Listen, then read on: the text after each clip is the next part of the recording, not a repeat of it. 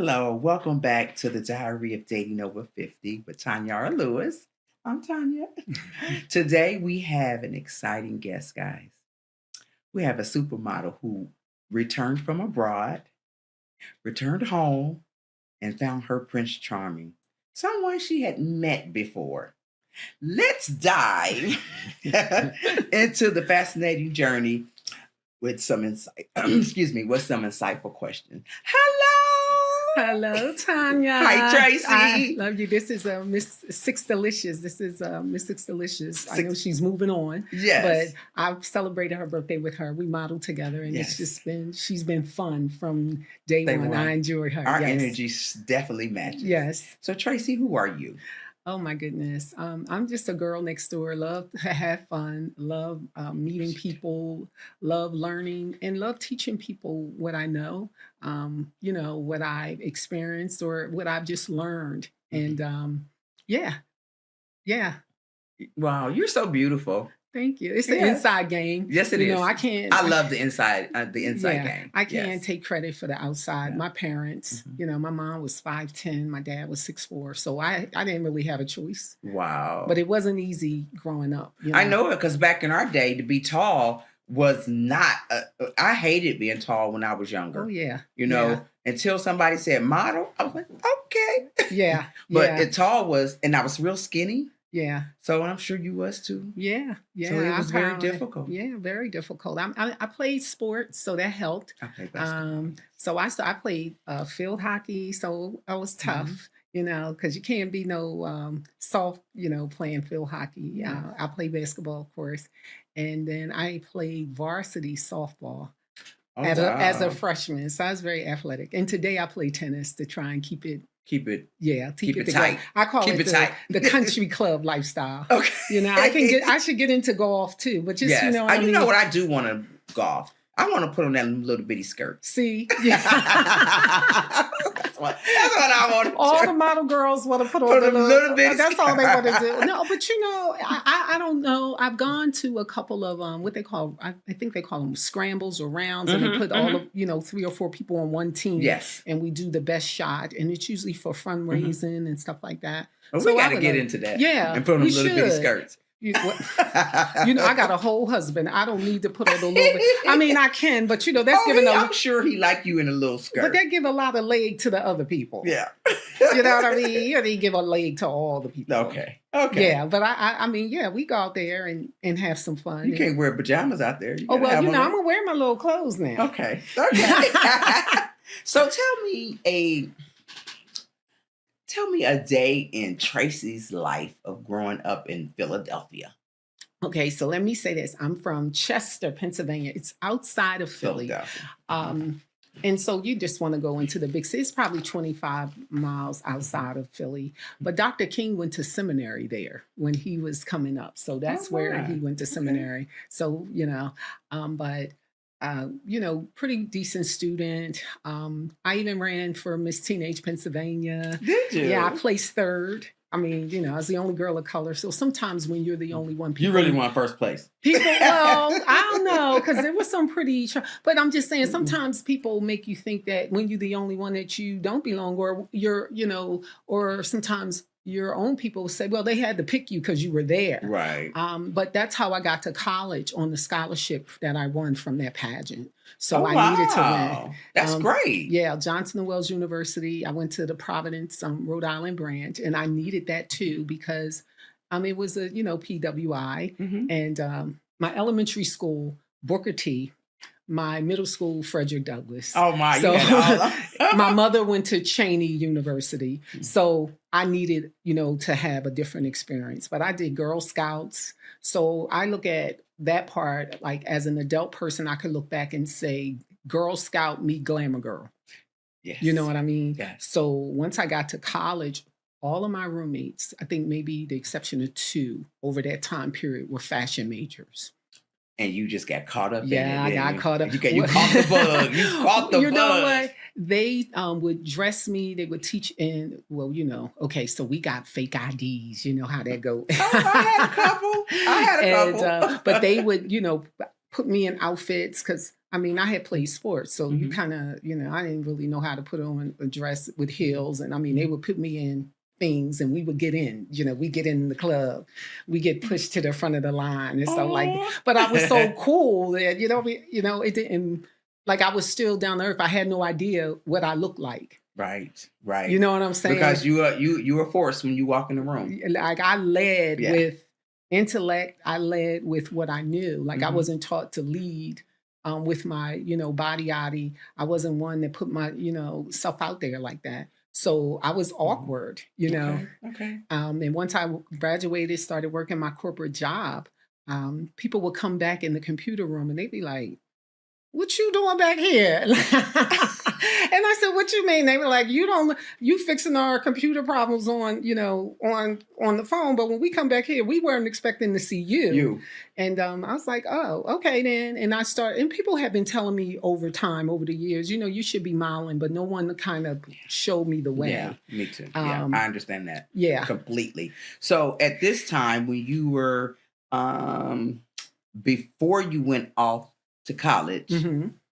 let's set the stage for the first time when you met your to-be husband. Okay. So Because you was in high school, correct? yeah, I was in high school, and Okay. actually, I'm older than he is. I was a popular senior, Mhm. and he was a freshman.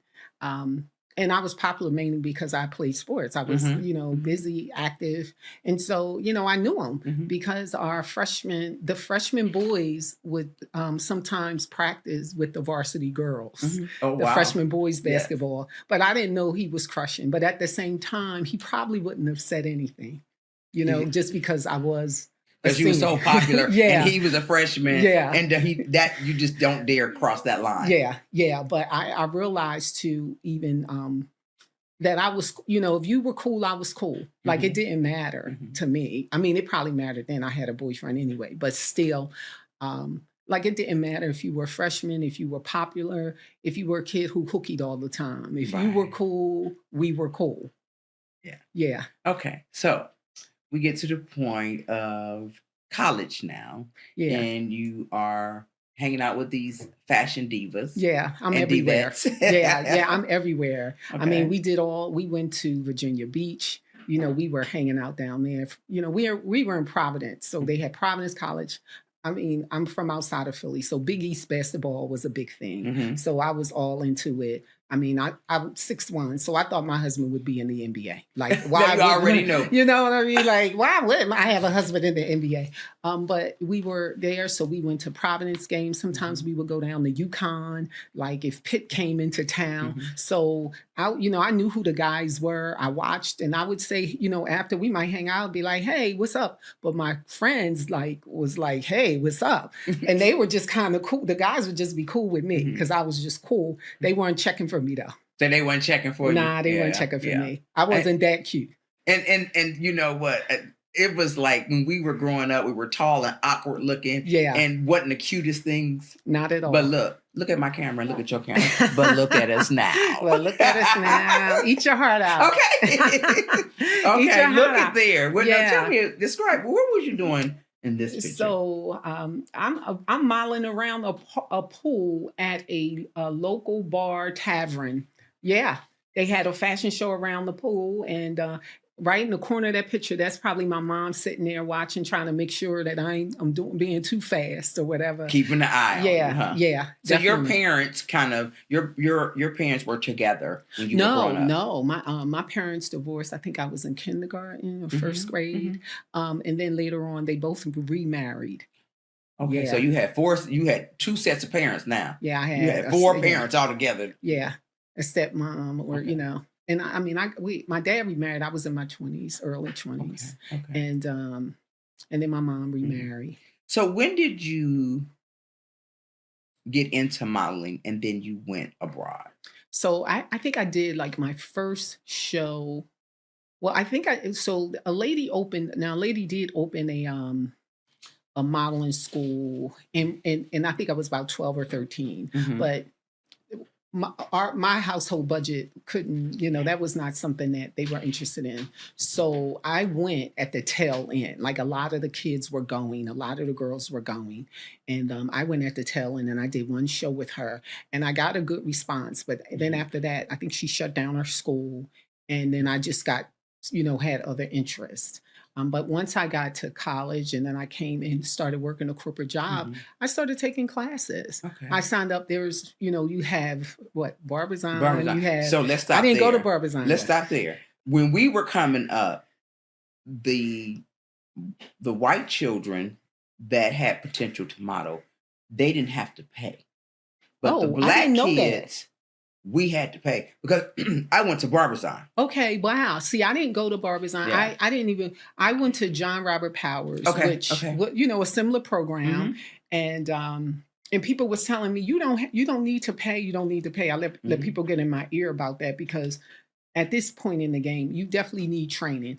Everyone should train for whatever it is they're trying to do. And modeling is not this frivolous thing where you just need to be pretty. Pretty is not even one of the things. You have to have skills and you have to know how to sell. And, you just have to know how to be poised and, it takes a lot. Take care of your skin, take care of your body. And so it encompasses a lot of things. It does. And, you get to interact with a lot of people and you don't have time to be catty or anything because 5 minutes after I meet you, we're in a room with bra and panties. No. Like it's no, you know what I'm saying? And we're changing. And we ain't got time to dislike each other. Yeah, you just don't have that kind of time. So it's a very, you work with people, a lot of different people. You have to carry, love and beauty and that sort of thing in you. And so, So once I got into that, I was still working my corporate job. I found, I did this one show. And I was going to be going to New York for this competition, like they call it Expo or something like that, the International Model Association or something like that. And at that time, I had put my age back because I thought I needed to. So I didn't embrace. A little white lie about your age. But let me tell you, once I started getting into modeling, I went ham. I was probably drinking bottled water in 1991 and 92. Like, because water was essential. Water is essential as a model. Yeah, you just got to drink tons and tons of water. I had bought a filter for the house. Like I was, so once I got into it, like I had been religious about my skincare since I was 13 or 14 years old. And you could tell. Like I had, Your I face did my. is beautiful. Thank you. Yeah, I had been. I mean, if you went to college with me on Mondays and Thursday nights, because back in the day they had the phones in the hallway. Yes. And if I got a call, they say, "Oh, Tracy, there's a call for you." I come out the room, I have my mask on, my hair be wrapped up, and I didn't care. It didn't matter. I was going to do my skincare regimen. Okay. Oh wow! But that's essential. I mean, I've been practicing the skincare regimen since I was about 12 or 13 years old. And I'm just a blessed one because I didn't have a regimen for a long time. I mean, I have one now, but thank God my skin just held up. Yeah. Well, you got good genes, good vibe, good energy. Can't blame it on, I can't take credit for that. Yeah. Okay. You know what I'm saying? So take us abroad. Where was your first? So what I did, I'm working this corporate job and I'm bounced around because I initially was in IT. I was the systems, weekend systems operator, and I was fixing people computer problems. And I had no passion for that. That was just none. That was just, I literally was like, I need to make money, grew up in the housing development. So I was like, I need to make money. And so I was in that company, and then I transferred into another department, and ultimately I ended up in HR. So in HR, was training people and learning more about that. So something came across my desk. A memo came across my desk, and it said one of the corporate leaders in our French division needed a nanny, an au pair for his granddaughter. Wow. It landed on my desk. On your desk? Yes, it did. How did that land on your desk? It was just like inner office thing. Memos. In their office memo. If whatever people needed, things for the summer. So that's what he said. He needed a nanny. And so initially I thought of myself, but at that time I think I was 24 24, 25. And I was like, well, I had already heard that I was older. I was black. And not necessarily from agency or modeling people. You heard it from the streets. Yeah. And you took it word for word. Yes, I did. I sure did. I allowed them to make me think that I didn't have. Too old. Yeah. And so when I went to New York to that modeling competition, I was up there not being honest. And and those people were experiencing, but what I did, I got a card from everyone. Like I went to all the different booths. I shook hands. I had some callbacks. I signed with this agency called Just Kids. And that was even, and I was their teenager. Because you were saying that you were a teenager. Well, I was saying that I was, younger than I was. Yeah. Probably pushed my age 5 years back. And I had been doing that for many, many years. I'd said people I was born in 1972. Did you forget sometimes? Yeah, that's why I had an aunt used to always say she was 35 all the time, and couldn't remember really how old she was. Yeah, so at some point, so I did that for a long time.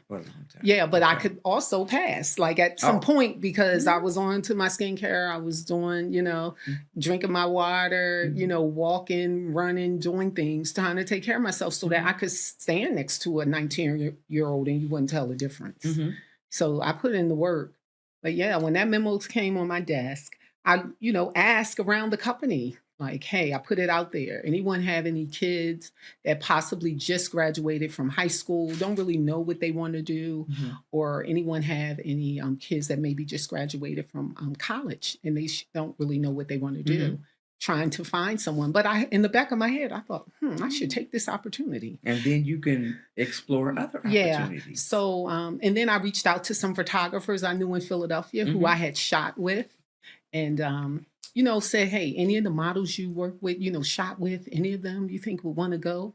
And got nothing back. Nobody. And I said, that's when I just put myself out there. And he responded. He said, you know what? I know your name on memo. I know people who know who you are. Come on. Wow. Yeah. So you went to Paris. Yeah, I went. Well, I was in a town outside of Paris called Orléans. It's the home of Joan of Arc. So I got a lot of French history when I was there. And so they were, as far as I was concerned, wealthy people. They had a very beautiful home, and on their property, they had a small cottage. And that's where you got to stay in that cottage. No.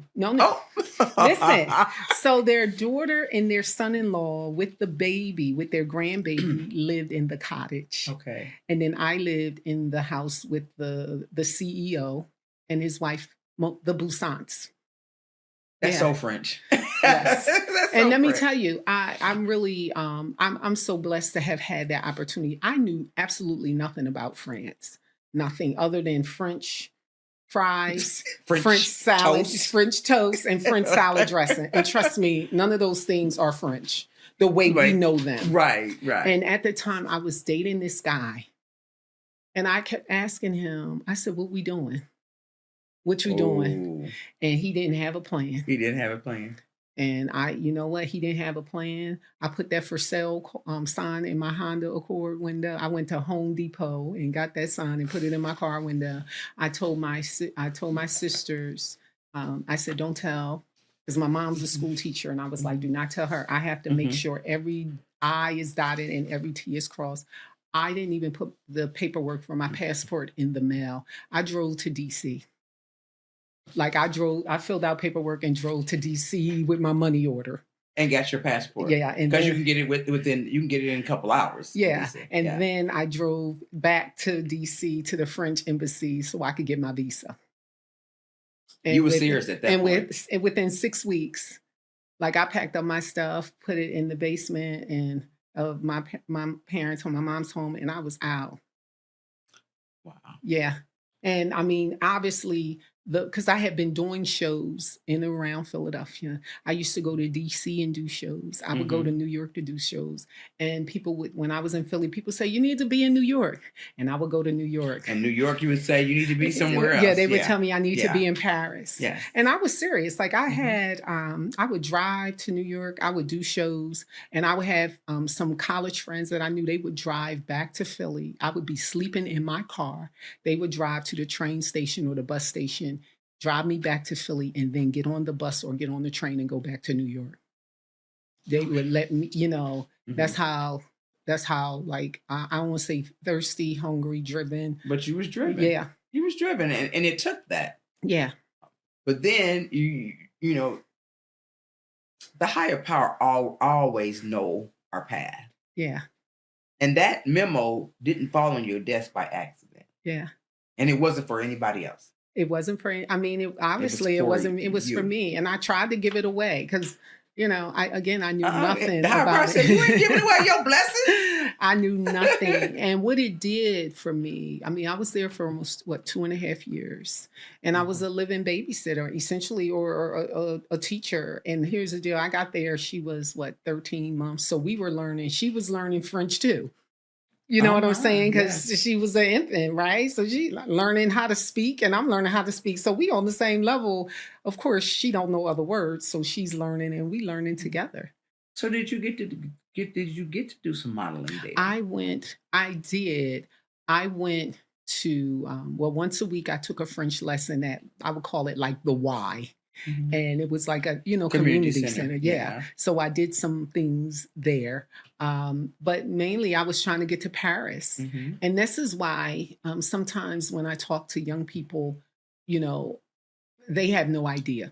Mm-hmm. Because first of all, we had to get dressed. We had to put clothes on, go to a library, do some research. Mm-hmm. You could be home in your bed with your T-shirt and panties on and fine. Yes. So when I would travel, I would always take the yellow pages from a hotel. Like if I was traveling, and I would always look up modeling agencies, modeling, all the things, and I would be in touch. So when I did that model competition in New York, I grabbed cards from all the agencies. Mm-hmm. Like it didn't matter. I even grabbed some from London. And so when I made it to Paris, like 2 years later, I went to those places.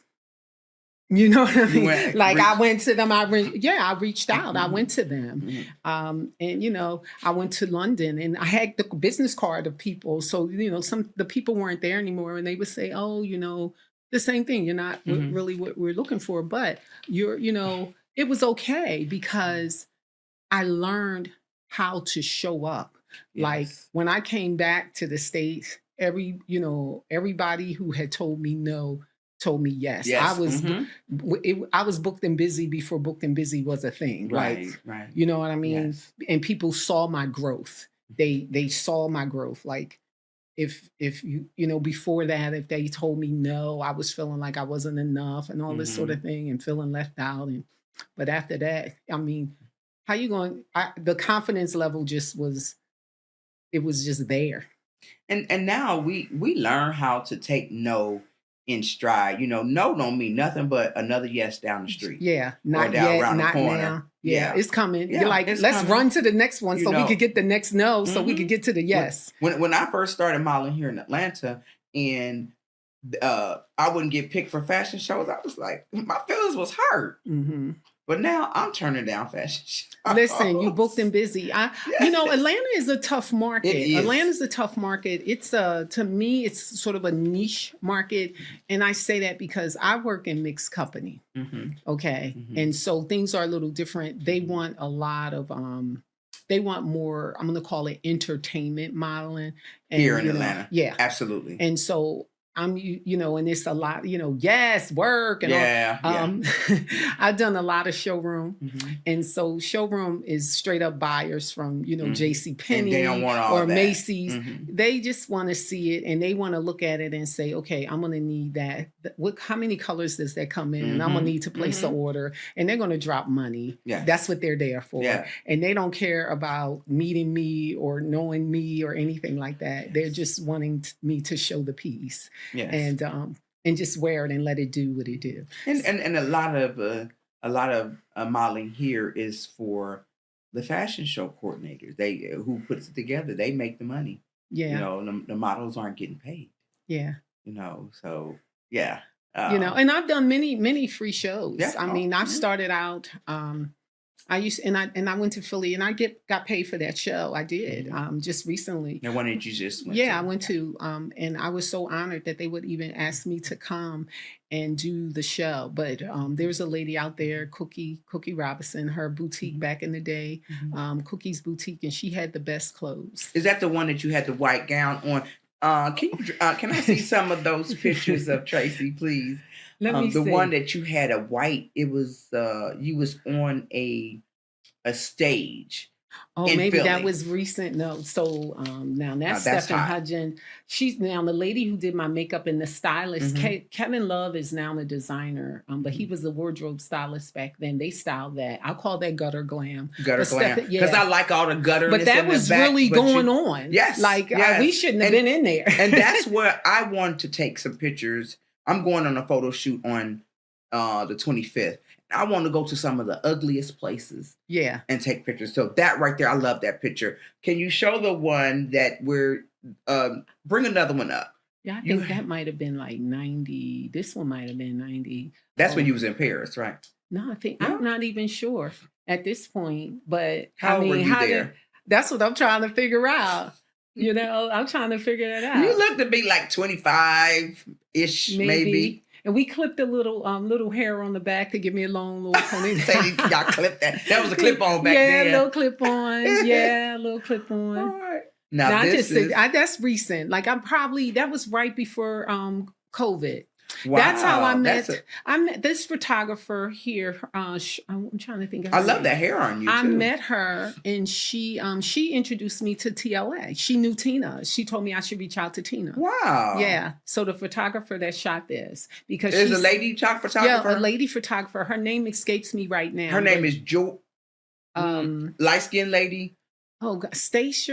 Yes. I think she has really like green eyes or something like that. She's from LA. Yes. She's from LA. Yes. So absolutely. she shot that, and we did 3 looks. We did 3 or 4 looks, but in the process of doing that photo shoot with her, she said that you should teach a master class because I did my hair, my makeup, my styling. I did everything. Yeah, and that looks to be like an older picture right there. Yeah, like a picture, not you being older, but the clothes, the look. It looks like back, like in the early 2000s. So that's a dress, actually. Oh, wow. I wanted that for the sleeve. Yeah, the sleeves are drama. Yeah. They're dramatic. And so I pulled the skirt on and just made it do what it do. So you put a skirt over top of the dress. That's right. Yeah, I like that. So I can do all the jobs because as a model, a lot of times, especially when you're really trained, you train to do all the jobs. Yes. That's what keeps you working. You know, some models can't do their own makeup, like some models can't style themselves. When I first started, I couldn't do my own makeup. Yeah. Oh, I was paying people left and right. Yeah, I started paying people when and I was going to Chanel counter. When is this picture? Oh, so that's when you were really young, wasn't it? This guy just passed recently, Milton Perry, and I got so much work from this headshot. I got great headshot. Much work from that headshot. I got a lot of work. Can you show me the most recent one, the one in the red? This is my favorite. I'm sorry. That's my favorite right there. Looking like Diana Ross' sister. Okay, thank you. Thank you. I styled this myself. So I saw in TLA they had there was I think it was Lady in Red, and they said, submit for it. And I put together a team, a photographer that I know I work with. And I said, I need you to find me a makeup artist. And I said, now you can't find one of these young girls that don't know what they're doing. Yeah, because you didn't need drama. But the red was there already. She knew the young girl, but this Kalaya is her name. She was fantastic. Her mother had been a stylist. So she knew she'd been doing makeup since she was 14 and she's like 21 or something. So that was beautiful. But we styled that. Beautiful. That's the skirt. And we just pulled it up and turned it that way. Wow. So, I just pulled every red piece out of my closet. And we figured out how to pull something together. Yeah. I would have loved to have had an assistant though, so I could, I know. just kind of model. Because sometimes I just want to model. I don't want to do all the jobs. I know. The last time I did a photo shoot, I won't do another photo shoot by myself. Mhm. I need somebody there to Yeah. help me, to tell me if I have a piece of hair sticking Yeah. out or my lipstick is crumbly, Mhm. so I won't do a photo. Matter of Yeah. fact, I got somebody going with me. I will not do another photo Yeah, let me shoot. know. I'll And go. I don't we can wanna work. do Yeah, I because you don't do wanna all the do it all by jobs. myself. Yeah. No, I mean, no. you can, but you don't want to. So to get the best work, right? Yes. To be able to get the best work, you definitely want to have a team, Yes. because the photographer only sees See. angles, lighting. The photographer that I had one time, my areola was showing. I was like, "How did you?" He said, "I thought that's how you wanted it." It was like, for real. Yeah. So yeah. So now, speed up. You are back in the States, and Yeah. that person, that freshman that you met, Yeah. and when you were in high school, Yeah. now you're coming back to the States, Yeah. and you run into him again. Actually, well, let me see. So no, I'm back in Philly. I, going back and forth to New York, and I'm just doing what I do, working, networking. And, thank God for Facebook. So now I'm back in New York. I'm living there. And I was dating this guy because I had a pattern. I dated ambitious, Preference. well, Preference. I was their type, Mm-hmm. I was their type. And it might have been my type too, Mm-hmm. but at the same time, suited, booted, ambitious, entrepreneurial. And so, yeah. And the last one, I was like, I'm not going to be your 40-year-old girlfriend for the next 10 years. I'm just not going to do it, because I had allowed someone to kind of drag me along through my 30s, and he married someone else. So it was very heartbreaking. Yes. I gave him a lot of time. Yeah. Yeah. So from, when your heart was broken, when your heart got broken, did it stagnate you and make you think, okay, you know what? I don't even want to date right now. I don't know if I think I probably would have been okay. It was, friends and family. When you show up to events, you ain't married yet. You don't have no kids yet. You know what I'm saying? And matter of fact, they ask you about kids first before they ask you, are you married? And so, it's not, you try to question yourself, like, what's going on with, and I don't think, honestly, women shouldn't make that, you don't want to make it a priority. I think, like, we came up in a time where, women started to have careers. Yes. Right. And so I mean, if you don't know what you're doing with me and you don't know what we're doing with us, I got to do my career. Yes. You know what I'm saying? So I chose to do my career. Okay. I did. And, but then I was going to church, right? I was going to church, and I still listen to this church online, Enon Tabernacle Baptist.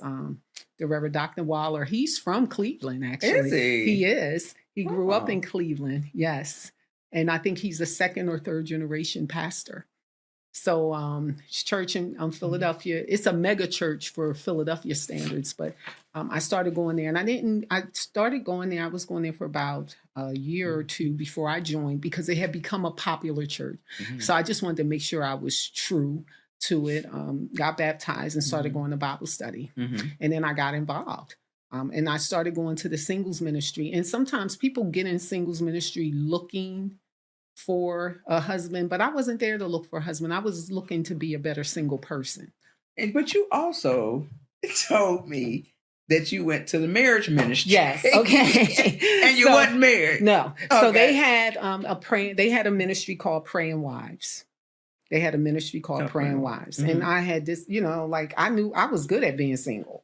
So I wanted to go to the Praying Wives ministry to learn how to be married, because I believe if you want to know how to do something, you take a class. That's what you do. You go to that. And one time they were like, you never share. And I was like, I don't have anything to share. I don't have a husband. So they prefer me not to be there. I think it was, because I had no stories. Get out of our class. Well, and because some people were sharing, and I promise you, I wasn't looking for nobody's husband. I wasn't checking for nobody's husband. I just want to know how to be a praying wife. Do you think they thought you were? I mean, probably, because they were, And it wasn't personal. It really wasn't. It was them trying to be better wives and trying to understand. But I learned, that you pray not only for your husband, but you pray for the people he around, his coworkers. You pray for, his friends, the friends that, do things that step out on their ladies, or, call their women, their wives, old ladies or whatever. Like, Right. you got to pray for all of that. Who influences him, what he watches, and, how he engages. So I was doing all that, but I had been dating this guy, and this guy probably thought I was cheating on him, because once I started going to Bible study and stuff, I changed, Oh, you changed. So he thought you was cheating. She thought you was cheating on him because you were going to Bible study. Yeah. So did you invite him to come along? No, I didn't. But I told him that. I mean, after a while, I did tell him what I was doing, but we had been off and on again. But I had gotten so in touch with myself. When he started acting funny and weird, I said something to one of his sisters, and she said, because we had been off and on, and she said, for as long as I've known you, you had never put up with his stuff. Don't you start now. And 3 weeks later, he married somebody else. So it just was out of the no, it wasn't out of the blue. He had been doing what he was doing, but because I wasn't in touch with myself, I didn't know. But once I started going to Bible study and started really getting my, myself, I felt it. Start working, doing that inside work. That's right. Doing that inside work. Doing that inside work. That's right. Yeah. And you figured you out. Yeah, I figured me out. And I said something off. I told her, and I said something to his sister, and she told you. She said that So I had a conversation with two of his sisters. One said, Tracy, for as long as I've known you, you have never put up with his stuff. See, I would just quit him. We break up. We break up. We get back together 6 months. We break up for 1.5 years. We get back together for 2 years. We break up. Like, this is what we were doing. And we started before I went to France, and we did it again when I came back. Oh, we did it. So it was the same guy. Yeah. So when you got back, when you got back and you went through your seesaw with him, how did your husband you married to, how did he slide in there? So I'm in New York now. I got away from that guy, and then the new guy I started dating, I just let him know I was going to be his girlfriend for the next, at 40 for the next 10 years. I just wasn't going to waste my time. And I didn't have the strength to go. So I just asked God, and he moved me back to New York, which took me like away. So I couldn't just get in my car and be to him in 20 minutes. Were you modeling in New York? I did some. I started getting into TV and film. Okay. Started getting into TV and film. And so, one day my now husband, he hit me up on Facebook, but he asked to be my Facebook friend. Now he tells people, he tell a different story. Well, he said it took me 3 months to accept his Facebook friendship. So even though I may have a lot of people, I think on Facebook, I may have, 1,000, 2,000, whatever. I know like everybody. These not like random people. So, I know the majority of those people.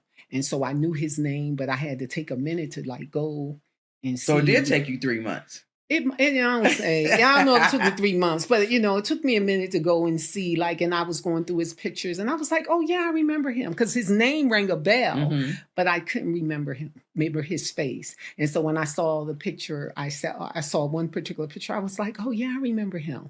So what did and he then say? I accept the what did he say in your DM?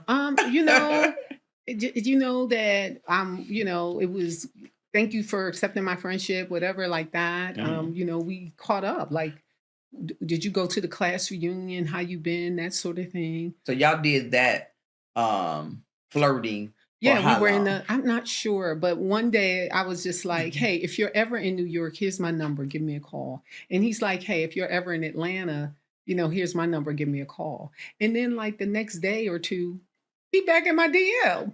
So I just picked up the phone because I am not a he was still trying to go to DM, and y'all done exchange numbers. Yeah. So, but he, you know what I'm saying? I was like, you're not in New York. So, I don't know why you got DM. Like, I don't know. So I just picked up the phone and called. What did you say? Hey, you know, and then we just started talking from there. Like, and then he told me, because I'm not a typist. I'm a pecker. Like when I type, I'm not a typist. I'm not a keyboardist. So I'm not going to keep, doing that because that just takes time. So I'm a talker, like a big phone call people. And we talked, and he was telling me there are guys that I know that he and I know mutually, and they would see me out on the scene because I worked at events. You know, when you're a model, you're a hostess, you're a greeter, you do all these things. So I was always out somewhere, but I'd be working too, you know, when I'm working it. And I would see these, and they never told me that he had asked about me. But he had, because he had asked about you, but nobody told you. Well, they didn't tell me. They told him, like, man, you don't have a chance. That girl that lived in Paris, she done lived in New York. You know, you ain't gonna. But he had come here. He went to Morris Brown College. He graduated. He married. So I call myself the remix. So I'm wife number 2. So he the remix. Yeah. So he married. He had kids. You know, and today we have a grandbaby. But I'm just saying, like, you know, they never told me. Wow. They never told me that he would ask. So who made the first move? Because I see he made you move all the way to Atlanta. That's right. Well, let me tell you. No. I was living in New York. I had one roommate, and if you know, all the neighborhoods, you know, are regentrifying and all of that, and I probably would have needed to get another one, and I didn't want that either. And I wanted to be married. Yes. Like I wanted to be married, and so when I came to visit, I took him around my friends, a couple of my college friends, and a girl I used to do events with in Philly. And everybody said the same thing. He's different. He's different. He's different than you dated, or he's just a different person? Nope, he's different than what I dated. And I heard God say, you want something different, you got to do something different. You know, they all agree, like they all, and I said, okay. And he said, will you come back? And I said, we'll see. You know, we'll see. How long did you see? Because you back. You've been back. I did. I made a pit stop. At that time, my mom had taken ill. So I made a pit stop and, you know, and moved from New York and put all my stuff in storage. And I shipped some stuff here. And that's why I was just to Atlanta? Yeah. When I told him that, when I finally said I will come, you know, and, but I was in, you know, Pennsylvania for a couple months. But I had started sending some stuff, like going through, but I put stuff in. So he knew you was coming. Yeah, he knew I was coming. You was UPS, the stork was dropping. Yeah, I dropping little stuff off in. He was like, yeah, I was shipping boxes. I sure was. Okay. And, you know, stay there, you know, help take care of my mom. And I was telling people, oh, when I leave here, I'm moving to Atlanta and I'm going to marry him. I was just telling people that's what I was going to do. But, you know, that's kind of how I have been. Like, I'm just what I'm doing. And my, you know, my family had not met him. And his mother was still living at the time. So I went to see her because she, you know, we grew up in the same. So she was in Philly still? Yeah. Okay. She was there. So I went to visit her and meet her, you know, met his brother, and I knew his niece. His niece is our age. But yeah. You know, I went and met his mom. I sure did. You did a thing like a man would normally do. Go meet your mom. But he was in Atlanta, and I didn't know when he was going to come home. And he hadn't been home in many years. So I didn't know when he was going to come. So I didn't want to wait. Yeah. So I went and met her myself. So how big is trust in a relationship? When you are a model or in the public eye, you know, because when I talk to guys now that are interested in me, the first thing they say is, you know, you're a flight attendant. You know, you model, you around men all the time. You know, how big is the trust that you all have in that aspect? I think that's just what I do. I don't think that, you know, who I am is way different. But his trust. Well, it's, you are who you are. I think he trusts that I'm going to, you know, we're friends. You know, so like, I'm going to tell you, I cried like a baby when he was, he was like, well, you marry me. And we didn't do anything traditional. Like, we don't have rings. First of all, I'm just keeping it honest. We have that credit. Right. So why are you trying to do a show for people when you don't have it? Right. You know what I'm saying? Right, Let's build, let's get our. That's that gut honesty. That, you know what I'm that's saying? all the way in. Like, just saying we don't have the money to buy and put this thing on. Yeah. A show for people. You know what I'm saying? Y'all got married, what, 2012? 2012. And y'all still don't wear rings? No. We still don't wear rings. We thought about getting some, last year or whatever. And I was like, we'll see. You know what I mean? Because I think sometimes that attracts people. You know, that attracts people. People think they could do more. They think they can do better. Ring. Sorry. For what? You know, traditionally now, I want to be real here, because we do a lot of this as a community of people. First of all, our ancestors didn't have all these things. That's true. And they didn't require these things. None of those things make you married. You have to commit. You know, you just have to commit, and you know that's what you want, and you honor that. It's hard to find a good partner, a good friend, someone who works with you, someone who understands you and, respects what you do and understand that it's just a job. When I'm not working and doing all the things, we home watching Netflix. Now, he might want to watch stuff on Tubi. I'm like, no, Tubi. But I have friends who, they have movies there, and I want to support them at the same time. But sometimes the lighting and things like that, because I've worked on the filming. So sometimes it's a little hard to, but he he's an intellect, and he's a science guy, so that opposites attract or that sort of thing. But we listen to good music. And do he come out and support you? Have you been to? Yeah, he comes to the show. He comes to the show. He has some, because he's seen me do a different level of show. So, but he's there to support. He doesn't hang around. He comes in and watch. I mean, for this year, I think they said it was one VIP. So I said I might get him one just so he can, enjoy it. Have the whole experience. Of it. But he's come in. He has his critique. Okay, tell me. Oh, he critique you when you get done. Say not necessarily me. This overall. Just overall. Yeah. So tell me, what is next for you and your BFF? He's planning to retire because he's been in education for many years. So he has time. He has the time in, and so he wants to do something else. And I'm excited for him because he's always wanted to do something different. And so now he can. What are you all gonna do?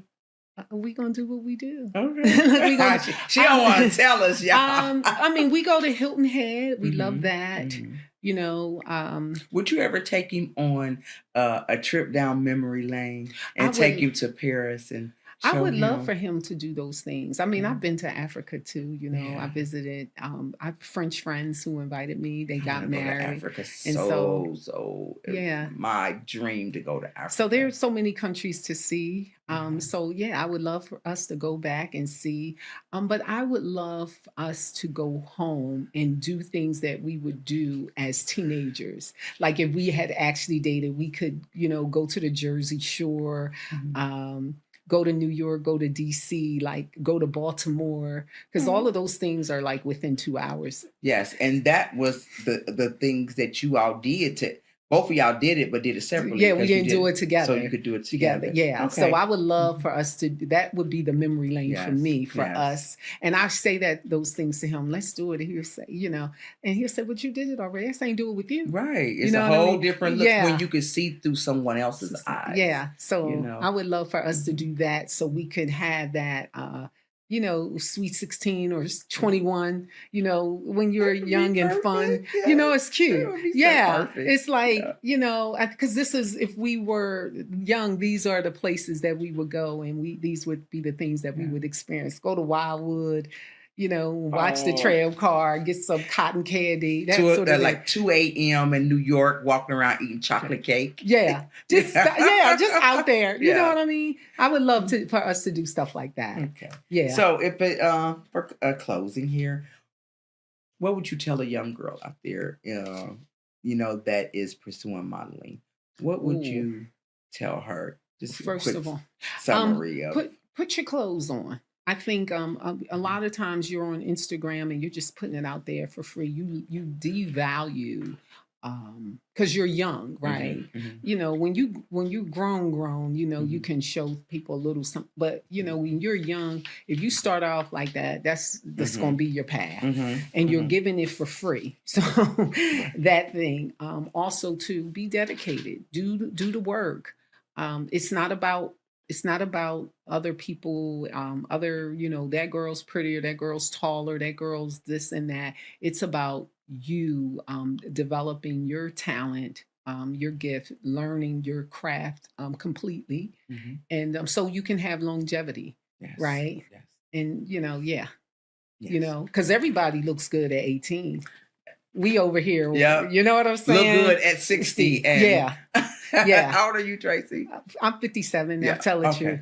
Are you telling the truth? I think I'll be 57. I think I will be 57. Well, you know what? It's a pleasure. And when you came to my 60th birthday party, it was a good time. You brought so much energy. You didn't know me from Adam or Eve, and you made me so comfortable. Yeah. I adore you. I likewise. Okay. And thank you for having me. Yes. It's been great. I'm just happy to be here. For real, for real. I'm glad to have you here. I am, and I definitely will bring you back because we got to find out what her husband gonna do later on when he retired. All right. Lord, she want me swinging from the chandeliers and all that. Yes. Because I get a husband, I'm swinging. if he want me to swing, I'm swinging. It ain't nothing wrong with swinging. No, it's nothing for wrong your husband. For your husband, you do the things for your husband. Yes. But that's for your husband. Yes, absolutely. Yeah. All right. As we wrap up this enlightening episode of the Diary of Dating Over 50, we had the pleasure of hearing from a remarkable guest, a model who traveled abroad, experienced life in the limelight, and ultimately returned to the U.S. to find her true love. Your journey is beautiful, a reminder that love can flourish in unexpected ways, no matter where life takes you.